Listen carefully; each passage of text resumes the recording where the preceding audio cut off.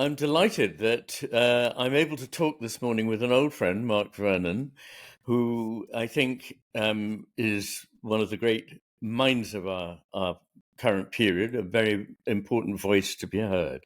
And he's just published a book on Blake called Awake. And I do often feel that we need to wake up. So I haven't yet read the book. It's only been out for a few days, but I look forward to doing so. And I thought a good place to begin, there's so many things that we both think are important and share in common, but I thought a place to begin might be with imagination, because I think this is absolutely at the core, isn't it? And imagination is one of those things that needs a bit of commentary, because a lot of people nowadays really need to be introduced to an idea of imagination which is different from the one they quite possibly hold.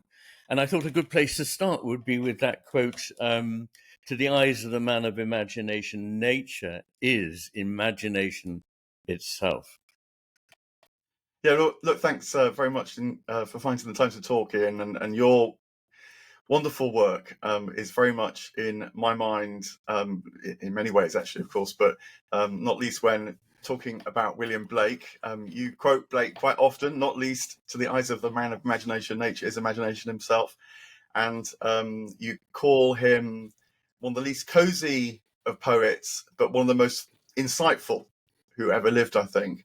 And yes, turn to him regularly to kind of capture the spirit of something as well as the analysis. And I think the two come together actually in Blake really wonderfully, not least when it comes to the imagination. So yeah, I agree. Let's get going on that. I mean, yes. what the heart of it for me is to say that you or I don't have imagination, but the imagination has us. And I feel that there's something in that kind of reversal that's really important. And actually, it's not least of the reasons why I wanted to write the book, because you very often read books about Blake now, and he's kind of admired for his imagination. It's said that we need something of his imagination in our times, but the imagination that's being contemplated there is almost like a private possession that perhaps we all have in some small part, but a figure like Blake has in large part. And we need somehow to sort of use that to beam out across an otherwise dark, dreary cosmos to, with luck, kind of light it up a bit, And I think this is completely to misunderstand what Blake thought of the imagination.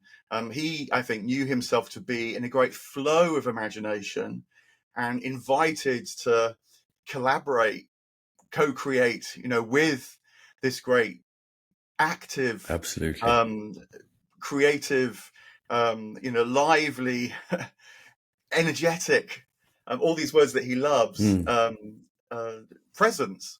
And so that's one of the fundamental things that I want to try and get across, actually, is that if we can feel that the imagination, nature is imagination itself, when we look out into the world, when we look inside, when we look into the inside of the whole world as well, that we were seeing the manifestation of, for Blake, the divine imagination, and it's calling us and inviting us to participate with it.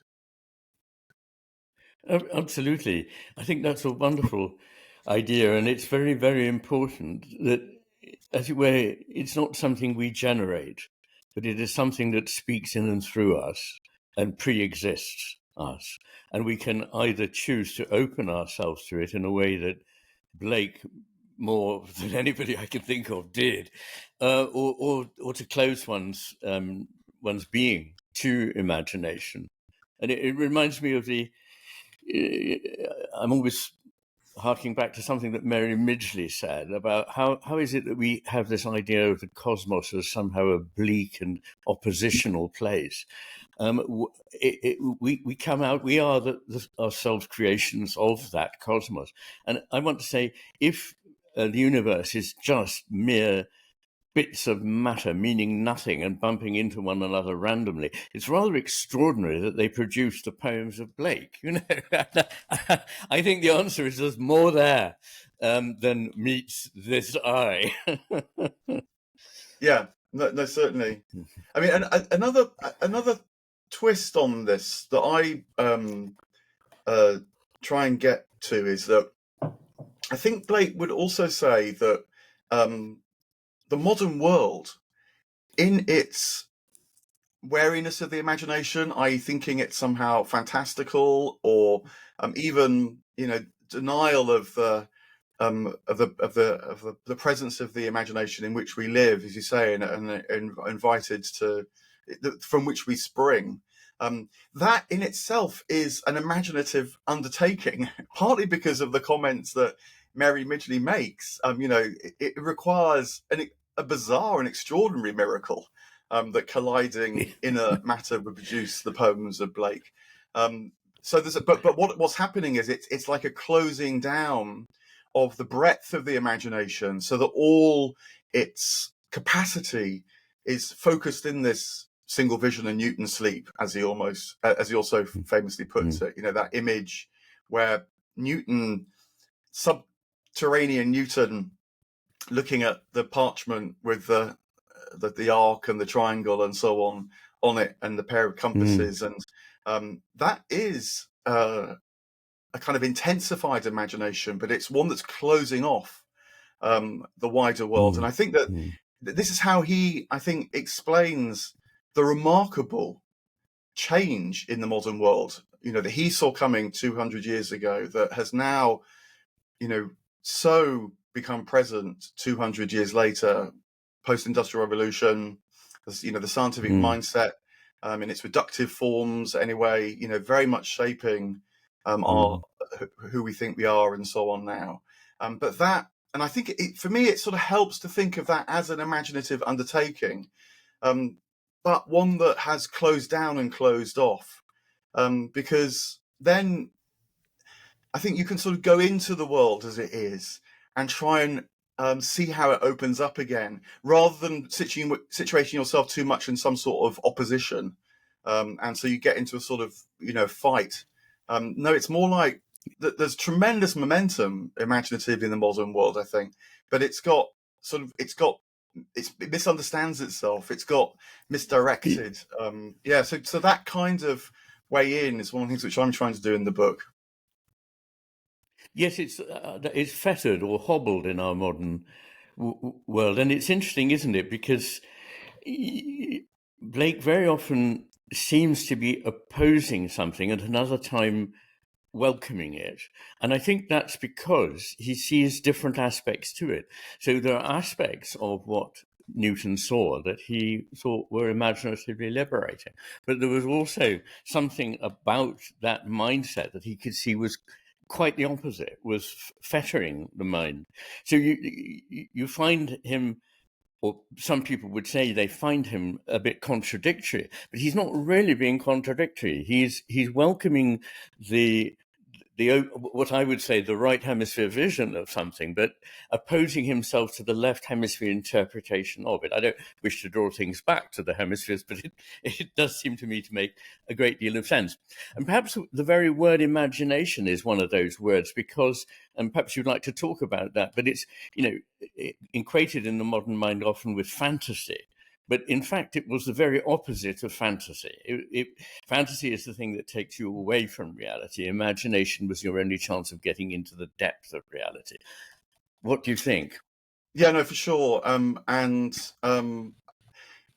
this relates to the accusation that was made to Blake in his time, and in more diagnostic terms, it's still made now by people that work in mental health, which you know about, I know about. You as a psychiatrist, me as a psychotherapist. But it is to misunderstand, I think, where Blake is situated. So yeah, perhaps you're alluding to the near contemporary of Blake, Coleridge, who makes this distinction between fantasy and imagination.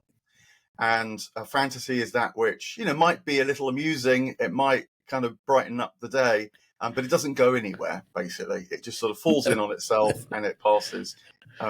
It may actually lead you astray as well. Whereas imagination connects with reality, and therefore brings reality to you and amplifies it. I mean, the great example of this for me is Albert Einstein, who had these wonderful imaginative forays into traveling on a light beam. And he said, it's sort of child's play in one way, but the point is that it leads to special relativity. Which then, hundreds of other people can join in that imaginative field. And I just think you see that with Blake. If Blake had been crazy, it might have been very florid, but it wouldn't have drawn people now by the millions, because they wouldn't sense that there was something of life in Blake, that they wanted to relate to imaginatively know within themselves as well.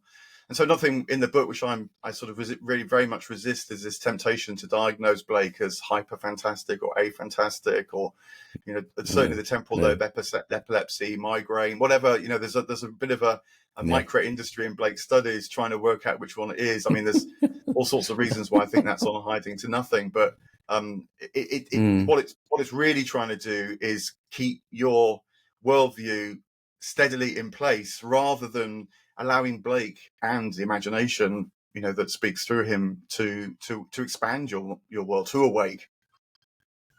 Well, and I think, and you think, that this is very important for our times, for our current state in the modern world. And I know that there needs to be no other reason to write a book about Blake than to allow Blake again to speak to people. But would you like to comment further on why you think that it's important for all of us now to listen to what Blake has to offer? Yeah, thanks. Well, I actually, another book which was on my mind when I was beginning to put together this was one by Eugene MacArthur, called The Misenchantments of Mammon. I very much was struck by this notion of misenchantment. So it's a kind of variant on the Weber thesis that we live in a disenchanted world. And this book argues that particularly money, which very interestingly shares a lot of words with spiritual traditions like wealth, like value, like riches, but the spread of the presence of money in our lives, which actually was just getting going, the cash economy in Blake's time, new forms of borrowing and debt, and so on. He argues that this has led to us not to live in a disenchanted world, but one that's become misenchanted. So again, we kind of it uncouples us from reality in enchantments of our own making. I mean, I feel I see this even walking around, London. There's a mix of sort of enchantment and misenchantment, and you sense it when you walk in one place, and I use the word sort of place advisedly, because for me a place has a spirit of its own, a soul, a presence that invites your soul and presence to commune with it, and so it lifts you. Absolutely. It's a good place to be. Whereas London is also now overlaid with pure spaces. They're these great buildings which are sort of impressive in a way because they're big, and the scale slightly daunts you, but it's a misenchantment, that kind of architecture. And of course, it's mostly there for reasons of utility, and it looks like it sprang up yesterday and will collapse tomorrow. So it thins your sense of life. That's extraordinarily one way, rich. in which I feel the architecture of our times.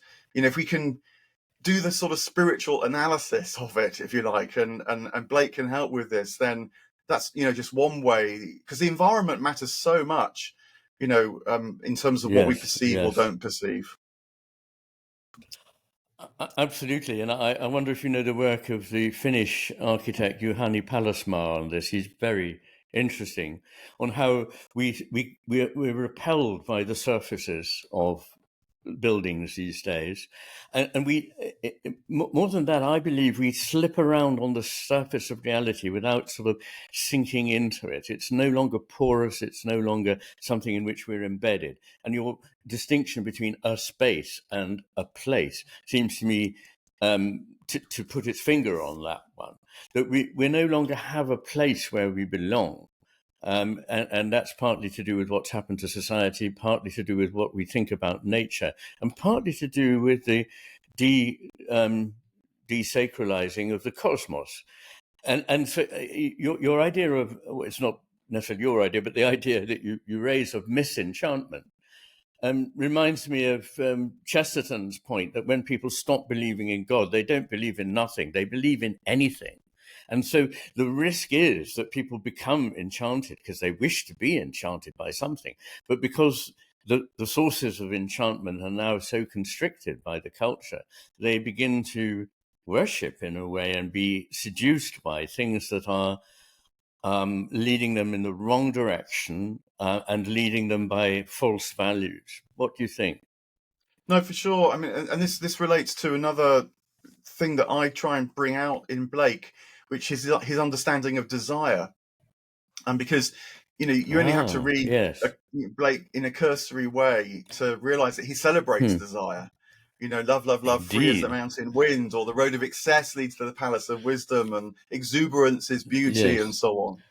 But I think what he understood is that desire can lead us astray unless we understand and work with our desire to lead it to that which will actually satisfy, which is related to your comment about the sacred.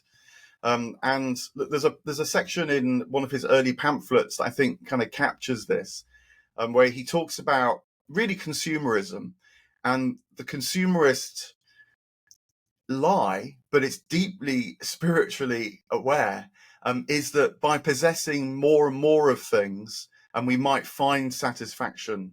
But what Blake says is nothing less than all will satisfy man. The full quote is more is the cry of a mistaken soul. Nothing less than all Yes. will satisfy man.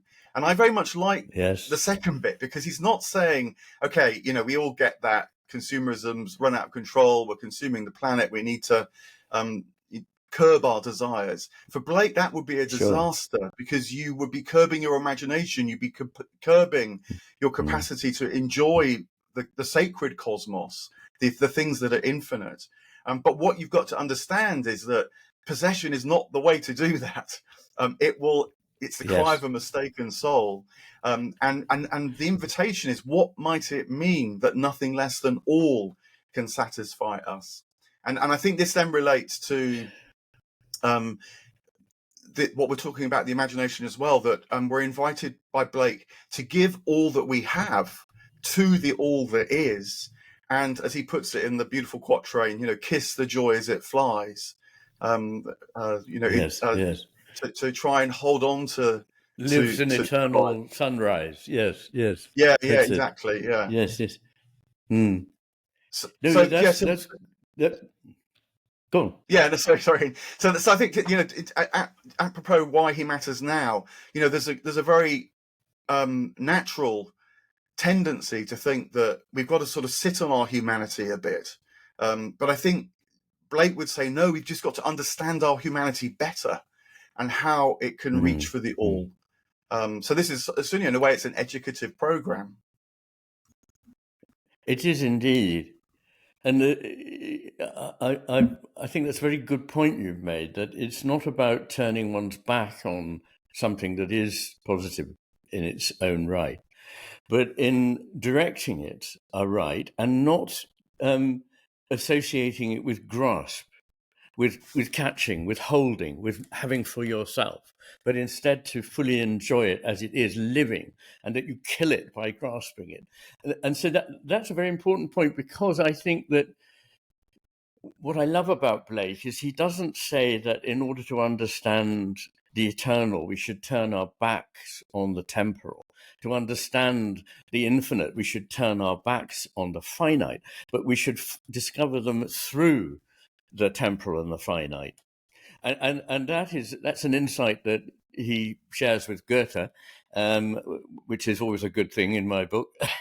But it is a really important one because it says exactly what you're getting at, that this is not about turning away from the things of this world, but treating them in the right way so that you can see through them the infinite potential that is glowing there in them all the time. And when you said, desire, yes, I was thinking of the different meanings of the word eros in Greek, eros, that it can be confined to something that is approximated to lust if it's misunderstood.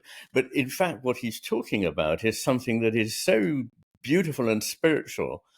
When I say when Plato is talking of eros, he's not thinking merely of, as it were, sex, but he's thinking of what one can find through the things that are available to us as portals to another world, which is astonishingly beautiful and rich.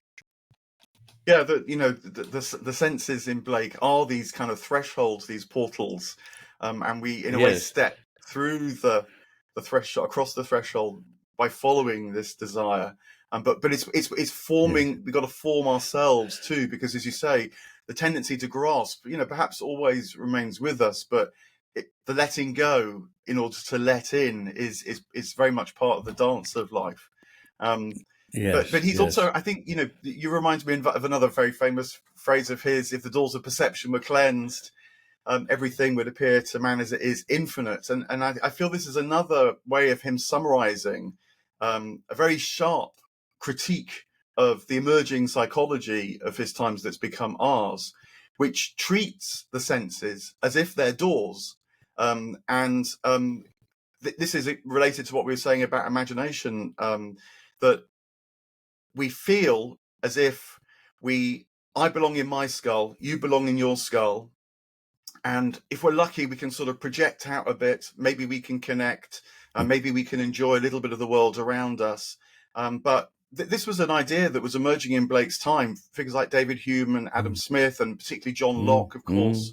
They're developing this philosophy, and it's still completely dominant. I know it's one of in psychology, it's one of the areas that you are continually trying to re-understand. But most neuroscience still treats the brain as if it somehow is the place of the felt, comprehending, a lively senses. And Blake says no, that whole philosophy has to be cleansed. I think this is what he means by the doors of perception. I don't think he's really talking about some sort of ecstatic glimpse, actually, which for him just wouldn't really work, because it would just make it and turn this experience into another sort of possessiveness. You just sort of got to wait for the next glimpse or the next high. What he's saying is something much more fundamental, actually, that whole idea that somehow we're not part of that from which we're born, but somehow are these strange, isolated, alienated, lost creatures that have a kind of consolation in our senses.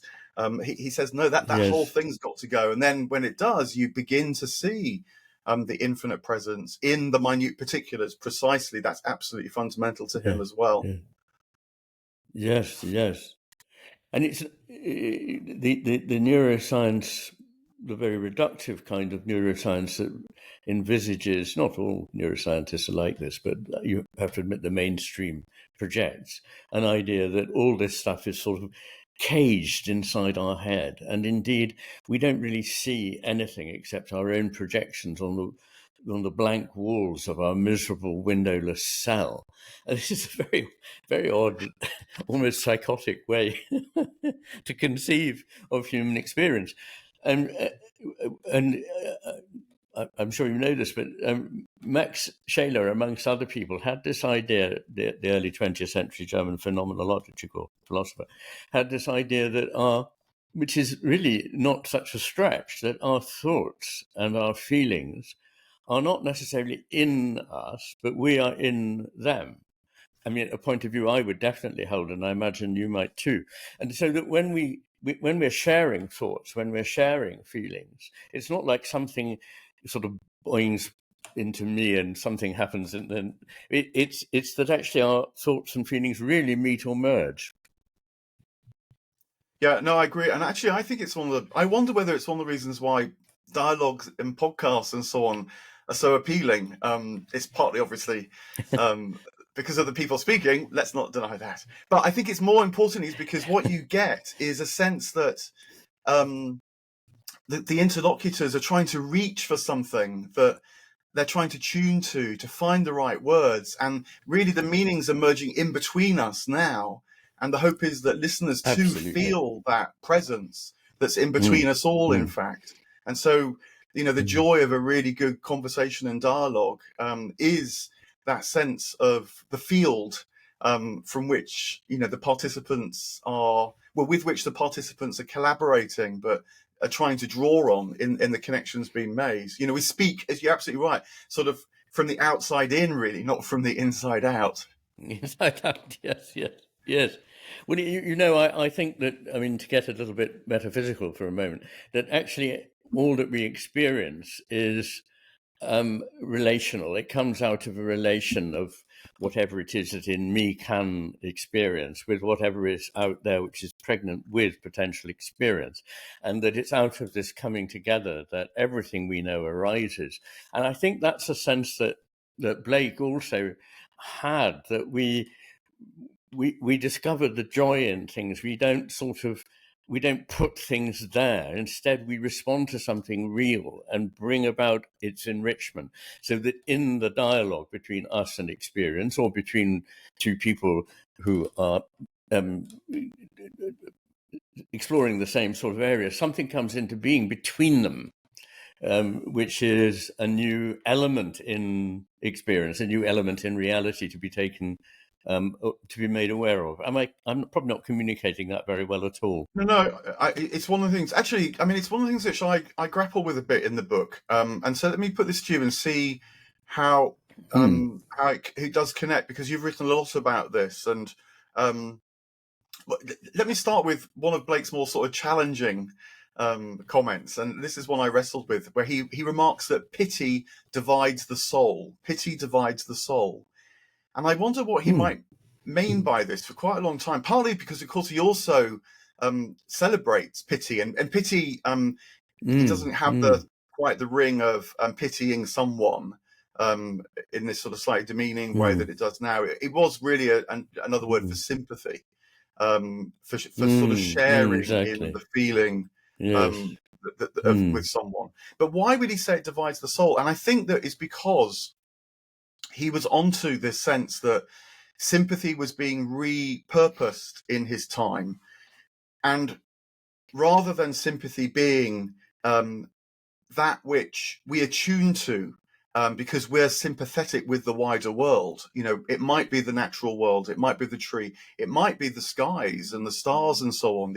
All these words like influence and desire, all astrological terms originally, with the True. stars and from the stars, and Yes. Yes. and Yes. a Exactly. lot of religion and so on was about in the small rituals and the patterns and the myths of the day, navigating a way through this great flow of sympathy. But what was happening was that sympathy was being sort of drawn in as if it's something that you and I produce. And after Blake, you get a whole slew of words. Actually, one of the things which I look at in the book carefully is the Mm-hmm. emergence of new words, because I think they're so telling in terms of how our Yes. consciousness is shifting. And after Blake, you get these words like empathy and solidarity. And these are mostly associated actually with Auguste Comte, the positivist, who realized Mm. that the move to the kind of rational worldview, which he celebrated, might be deleterious to our humanity. So we needed new ways of framing our connection. But what it does, I think, is it uncouples us from this ground, to get back to your point. Yes. And Yes. so stressing the sacred sort of potential ground from which all this comes.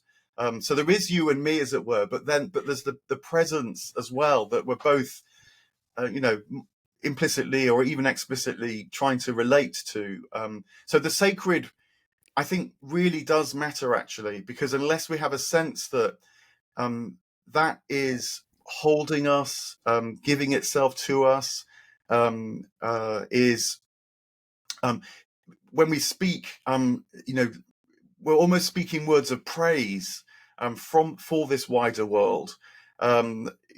it's a word. Good feeling is not enough, and we know that now. I mean, I think that's become very clear. Empathy, for example, won't save us because it divides as much as it unites. Because it's very easy to empathise, with your friend in their loathing of the mutual enemy, for example.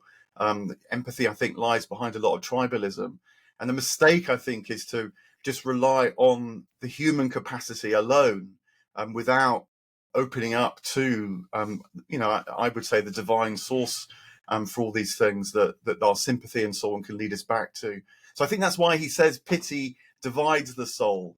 If soul is the animating presence in all things, it can fragment it if we rely solely on our feeling.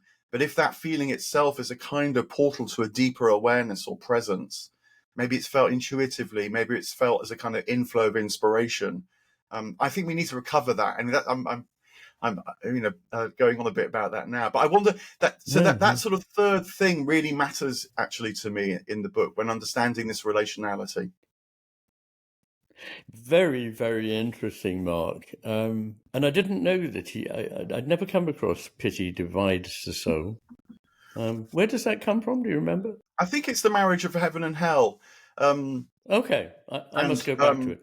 But yeah. Yeah. But it's in one any like case, you were saying earlier. It's one of these comments where he can say seemingly contradictory things, but what he's doing, yes, as you were saying as well, is because these things are alive and dynamic. In one moment you need one insight, but in the next moment you need another. So that's why he does it. Absolutely. And this again makes enormous sense to me in terms of hemisphere differences, because it depends on whether you start, as the right hemisphere does, from the connected whole that we experience and only later break down, or start, as the left hemisphere does, from isolated elements of experience. And then the emphasis is on how do we put these together.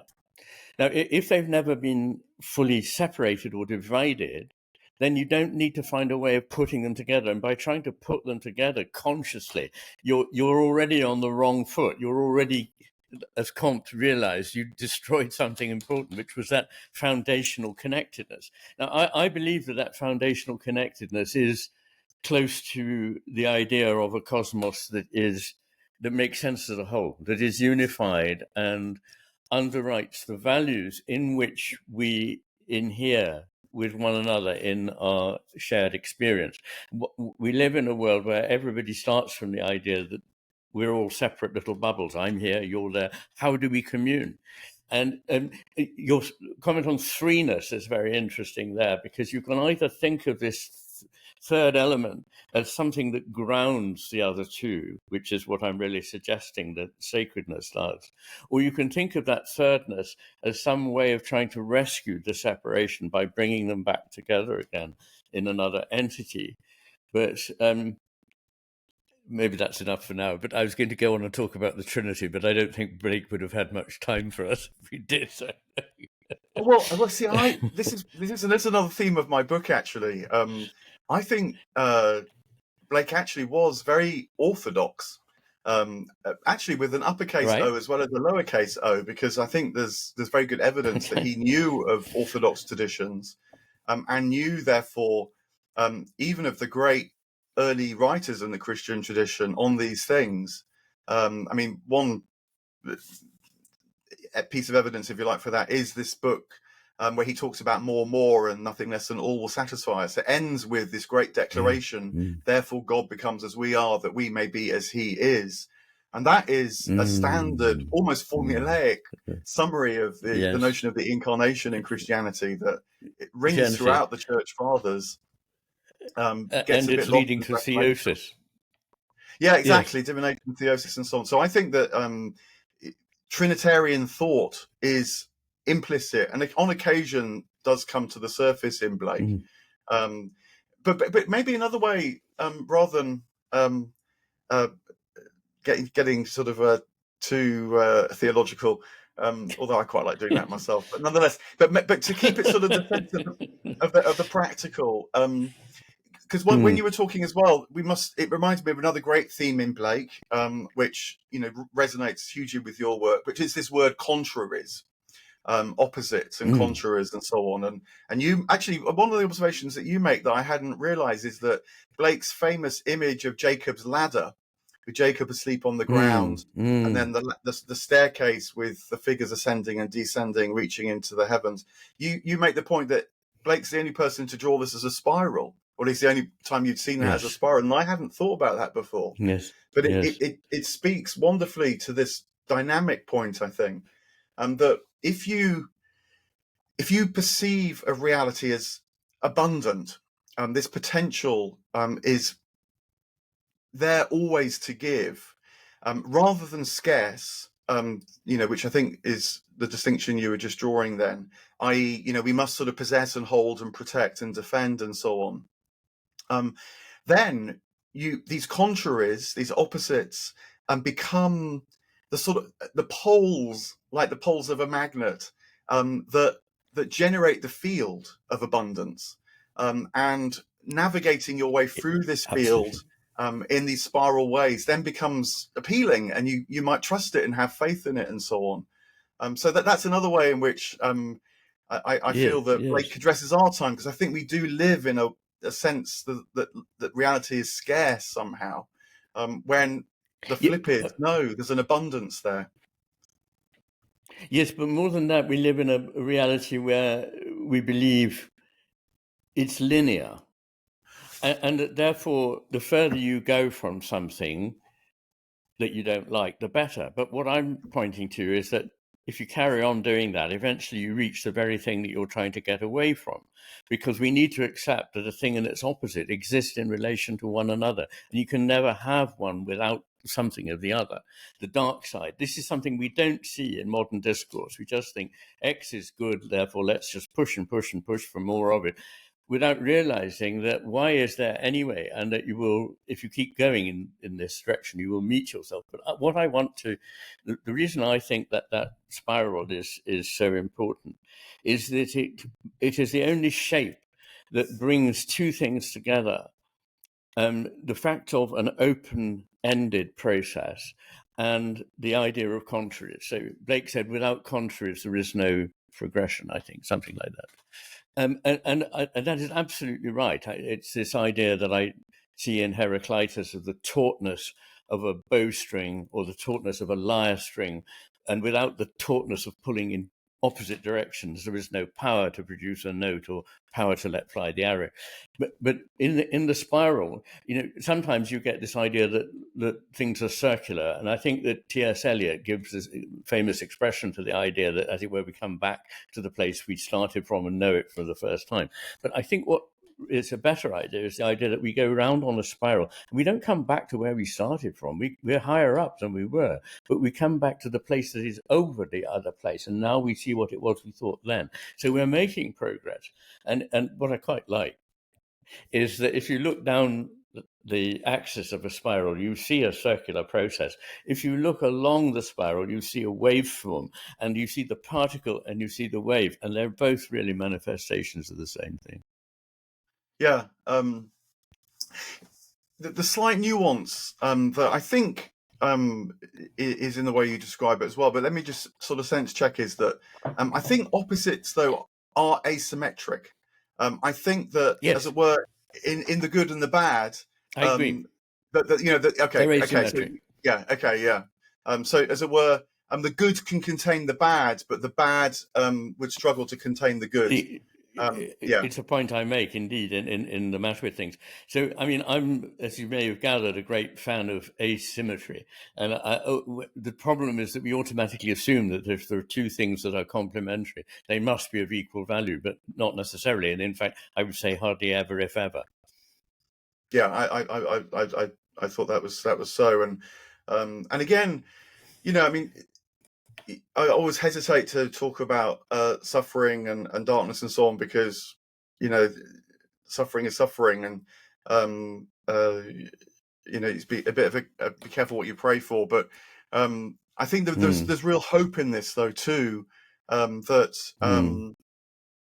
life can be said yes to, and when you have this understanding, because partly because it is dynamic, it is always moving and going somewhere. but partly because there is always a sort of pressure towards the good and towards the spiral, for all that things can clearly go very wrong as well. So I hold on to that a lot. But maybe I could just segue into another area I just wanted to raise with you and see what you think about this, because we're thinking a lot about AI at the moment, large language models, and the way that's shaping life, and then the speculation about how it will shape life for good or ill. And I wonder whether Blake, but I'm sure Blake can help us with this, but in this particular way, whether this makes sense to you. It's the difference he draws between memory and inspiration.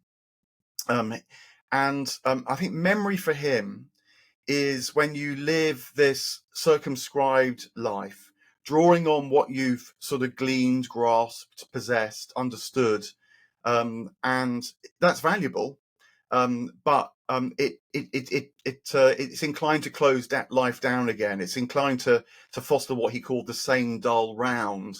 Memory then is linked to the sense that the cosmos is as many wheels, sort of just turning in a kind of cause and effect sort of way.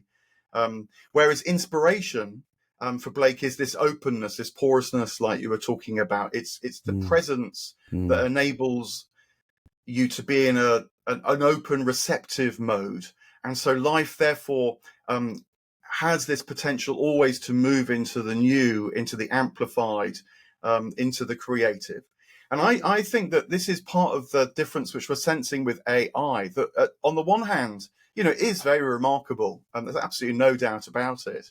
But it can become dazzling. It can misenchant us. And maybe one way of understanding it is to realize that the AI draws on this extraordinary wealth of data, which might be called memory. And so it can do, good things, but always to remember that memory turns in on itself, it closes down.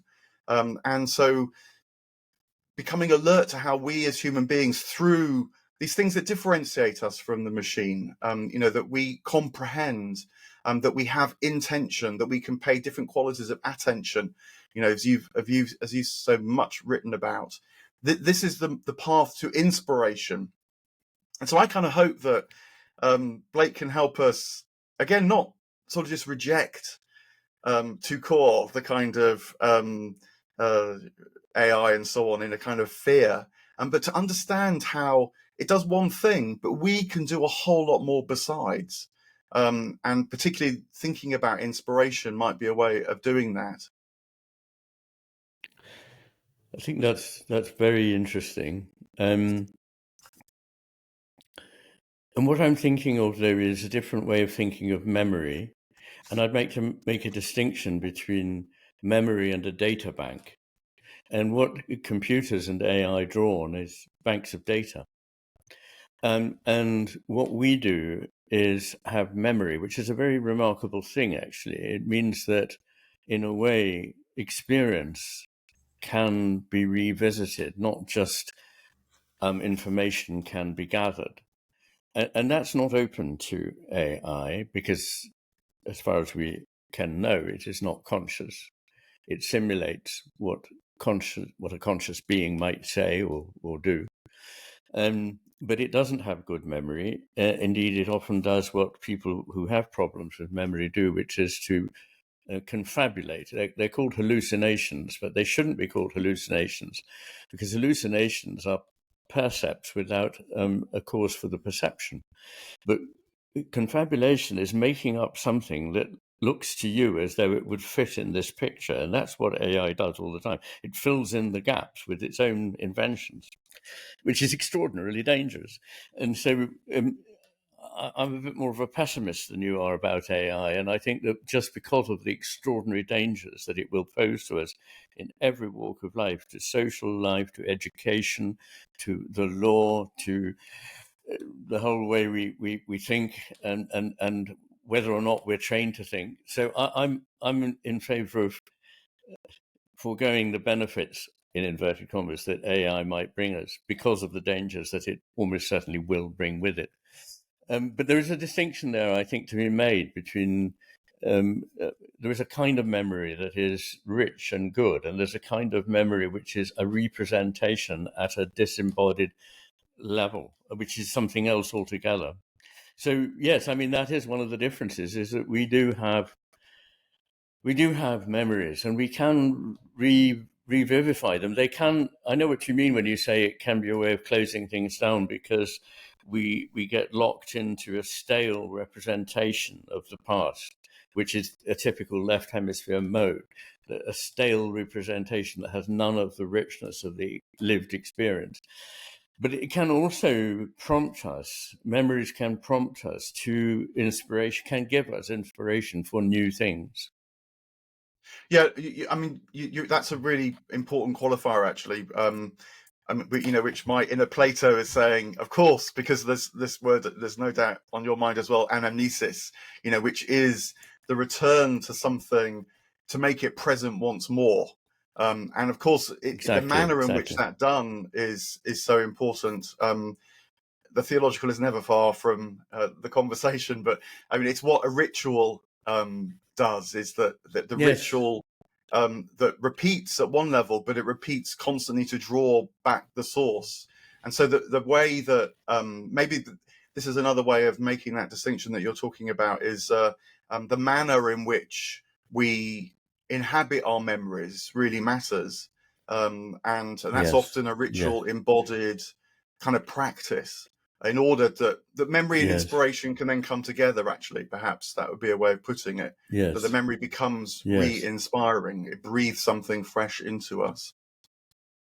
Yes, I love that. I hadn't really thought about that aspect of ritual, but it is absolutely right. And we need something like that, actually, which is structured enough to summon whatever it is, but also loose enough to allow it to live, not to be pinned down and utterly specified. That's why a ritual has to remain implicit. And once it's made explicit, like just about everything that has human meaning, once the implicit is made explicit, a lot of that is lost. Which is why I find it interesting that at the time of a great sort of upsurge of left hemisphere thinking, which I associate with the Reformation, there was a lot of technical dispute about what was meant by a very important ritual of the body and blood of Christ. Yeah, that's fascinating. Yeah, it's a bit like the devotion of the Sacred Heart in the Catholic tradition, that really takes off in the sort of 16th, 17th century, because of an anxiety that if we're isolated, how does God get in us? And Luther worried about the same thing with taking in the communion. And so, the kind of, particularly the Southern Catholic response was the body gets opened up, and you see the Sacred Heart, this sort of dramatic response to that sense of anxiety about participation. So look, maybe just wanted to we are having a bit of a spiral conversation, which is good, because I wanted to also just touch on Blake and science, which is something that you spend a lot of time to being nuanced about, and I think this is true in Blake too. That Blake, he can have a good go at Bacon, Newton, and Locke, his sort of triumvirate. But at the end of his great poem, Jerusalem, the Emanation of the Giant Albion, he sees in the apotheosis Bacon, Newton, and Locke holding hands with Chaucer, Milton, and Shakespeare. So it's not about trying to cut off some part of our activity, but to give it its proper place. And I think this is what Blake was onto. And it's very fascinating, because I think time has shown him right, that what you will know a lot more about than me, but Whitehead's notion of misplaced concreteness, I think that's what Blake was really getting onto. And it relates back to your comment earlier about how, generalizations are all very well, but when you start mistaking the generalization for reality itself, that's when things start to come unstuck. And of course, there's a great temptation to do that, because in a technological frame, which is where nature has been repurposed for under the auspices of the human will, if you like. Generalizations give us great power, and they're very seductive. Again, there's a sort of misenchantment going on. But I think Blake can help us sort of push back against that, and not by becoming anti-science, which would be slightly ridiculous, but by Yes. what many scientists have said continually. I mean, a go-to person for me here is Werner Heisenberg, one of the great Yes. Oh early gosh. Yes. quantum theorists. And in a lovely little book called Physics and Philosophy, he at the end there says Yes. that we need to hold particularly onto language. And he even rehearses particular words like mind, like soul, like God, because he says language is where we make contact with reality. And so therefore science needs to be listening to language, not in a sort of mathematical generalization, pretending that it's replacing language. Yes. So it comes Yes. from the sort of highest Absolutely. authorities, this resistance Well, that's to, right. yeah. Anyway, so It's I've said quite a lot, but you've thought all about misplaced concreteness, I know. yes. Yes. I mean, it's of interest, by the way, that a study of the religious affiliations and beliefs of Nobel Prize winners shows that the group that have the greatest history of a kind of theism are physicists. They absolutely, 96% of them had some sort of belief in a God. Well, not just some sort, but a belief in God. Whereas those who won Nobel Prizes for literature, perhaps only 65% did. So it's a complete mistake to think that scientists, clever scientists, don't have any room in their world for God.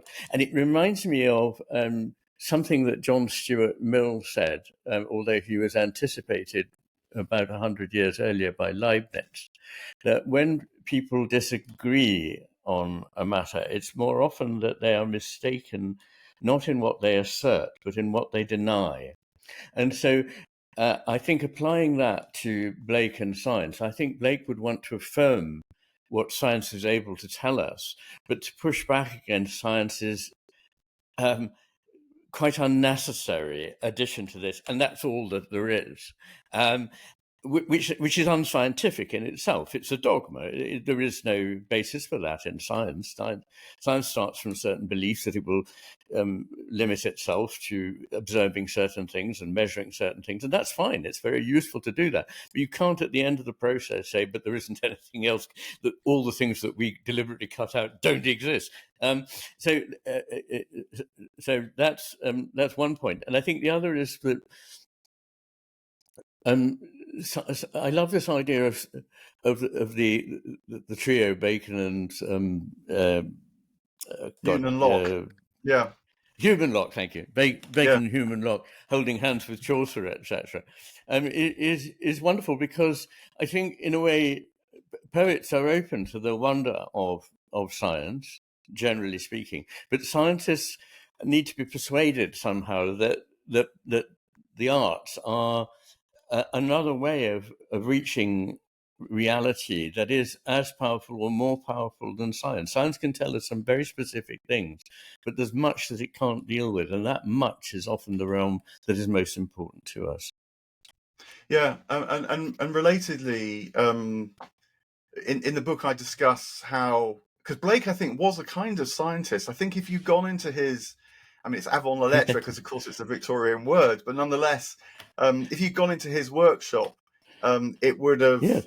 I think, been more like a chemistry lab than a modern artist studio, because it would have been full of like metal plates and acids, and there'd been an acrid smell in the air and all that. I think the point, but the point is, I think he knew his materials as kind of personalities. They had, the different things he was working with, and he was a great experimenter with different materials. He had to get to know them, their character, their quality, their soul. And the artist, I think, can bring that memory to science as well. That you have to get to know imaginatively that which you're working with, that which you're studying. I also in the book reference a friend of mine, actually, Pauline Rudd, and she is a biochemist, and in particular she works on proteins and cells. And she's written about this publicly now as well, but she says that all her life she's realized that a key part of her science is getting to know the character of these proteins. What are they likely to do? Um, I saw them behave in this way, and I wonder what would happen if we kind of approached each other in a different way. And that is and what's really important about that is that it's different from using AI to kind of like do a massive number crunch and produce, no doubt, tremendous predictions and so on, and which can be of use. But what you then need is the human comprehending, imaginative encounter, because that produces insight. And this is the difference that she makes, the difference between sort of a prediction and insight.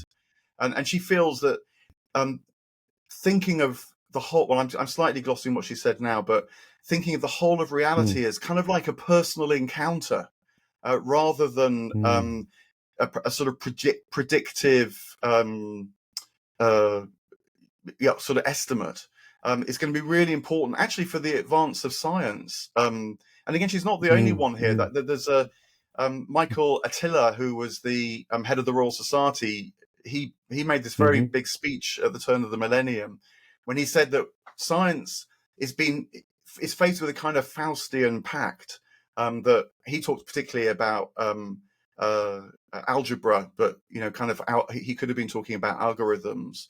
They'll give you this tremendous power, but at the great price that you lose your soul.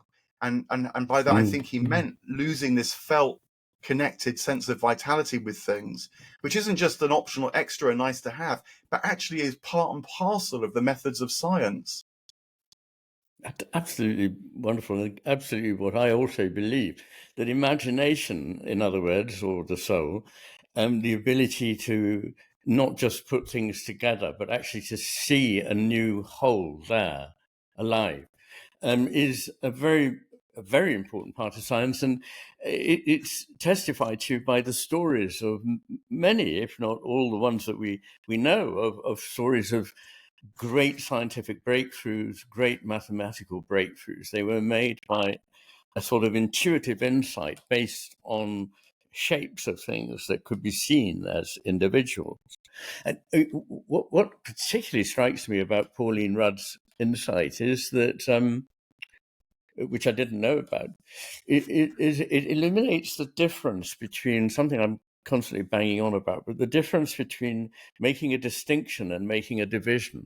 So it's terribly important to distinguish certain things without seeing them as divided from everything else. And so the process whereby chemistry complexifies itself into individuals, and what she's really saying is these proteins behave like individuals, but of course they all obey the general laws, as it were, that we deduce that the chemicals follow.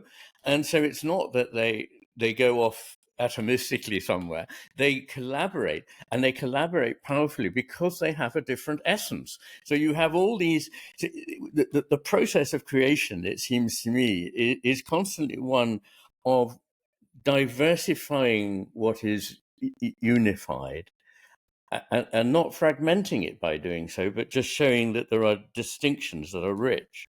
And then taking those distinctions again, having been made into a higher union, ready for further distinctions to be made. So there's this constant going apart and coming together.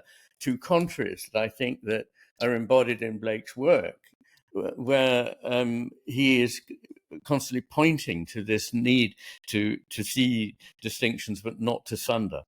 What do you think? I completely agree. I mean, the phrase that comes to mind is another well-known phrase of his, that opposition is true friendship. And what it's often the stress in that phrase is often said that, the kind of antagonism of friendship can make for more, and that is true. But the important thing too is that he's not saying opposition is true enmity, but opposition is true friendship. That there's distinction without division, precisely as you're saying, and that then is good for all concerned. Yeah, and leads to growth. Without contraries, there can be no progression. So, yes, I mean he in a way was anticipating Hegel. but but my word, he's more palatable than Hegel in his way of expressing it, and more gifted in an imaginative insight. But there we are. Yes. Well, look, thanks so much for your time and welcoming the book and as we're basically saying, along with everything else, I really hope that these key phrases of Blake, the less known phrases, then the poetry and the imagery, can really help people feel these things that we're talking about, and so feel the welcome of a different consciousness of life and so on, imaginatively, to engage with it. That's very much part of my aim with the book. And I'm it sure, really I'm sure from everything I know of you, not just on what you have had to say about Blake, but your book on Dante did the same thing, that you really opened Dante to people in a way that I don't know any other book has done. So those are two very great figures that you are helping to illuminate, and I really hope and wish for you that loads of people buy your book and read it and take it to heart, because I think there'll be so much to learn. And I know it won't be a difficult thing to do, to read it. It will be a pleasure to read, because that's how you are. So let's go for it. And I wish you all success. Hey, well, thank you so much for those thoughts, and it's our shared project, so hooray to that. Yes, thank you.